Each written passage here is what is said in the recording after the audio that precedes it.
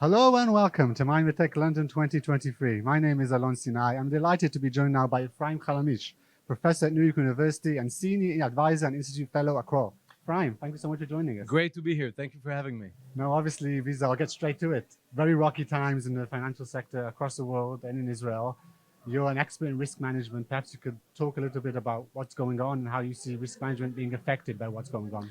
Absolutely. I think that the last couple of weeks pretty much were a wake-up call for the tech industry, in the sense that traditionally, people who were thinking about risk management, you could find them in the financial world, financial services. Now I think all types of tech companies and investors in the sector realize that they have to approach risk management from a more holistic perspective, whether it's protected the data governance, whether it's financial valuation, whether it's connectivity with other parts of the economy. I think we pretty much understand that this is really a systematic issue that technology companies and the investors in the sector should be aware of.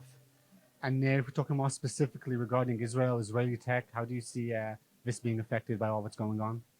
Absolutely. So I think for a long time, the Israeli tech saw itself as part of the global economy, whether it comes to technology partnership, financial markets. Now I think the Israeli tech industry thinks a little bit differently on the last crisis, in the sense that they're looking for ways to detach itself a little bit from what's going on in the world.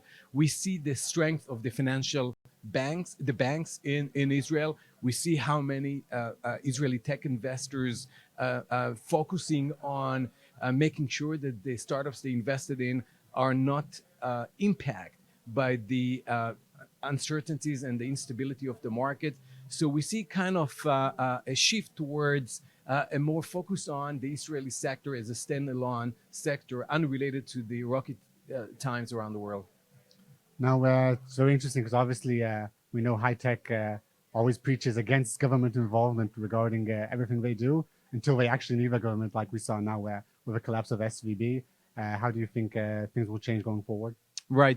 So this is a terrific point. We've been talking about the role of governments in private markets for a long time, especially when it comes to the tech sector, whether we're talking about tech regulation, data governance, and things related to antitrust rules. I think here we understand that that was another wake-up call for the industry, in the sense that Western economies and their governments are always super interested in what's going on in private markets.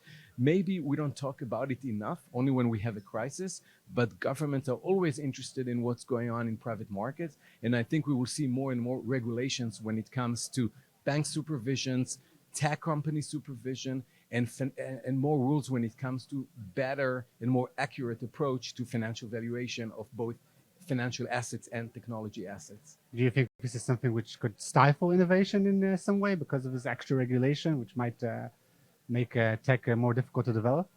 I always believe that protecting markets and making sure that markets are stable, it has nothing to do with innovation, especially when it comes to Israeli innovation. I think we're going to see two parallel stories. One is making sure, like in 2008, that certain good things in the markets are here to stay. But at the same time, we have to make sure that companies, especially in times of crisis, are created, people are innovative, and they always think about the next problem to solve. And finally, looking ahead regarding risk management, I mean, how do you see this sector evolving going forward?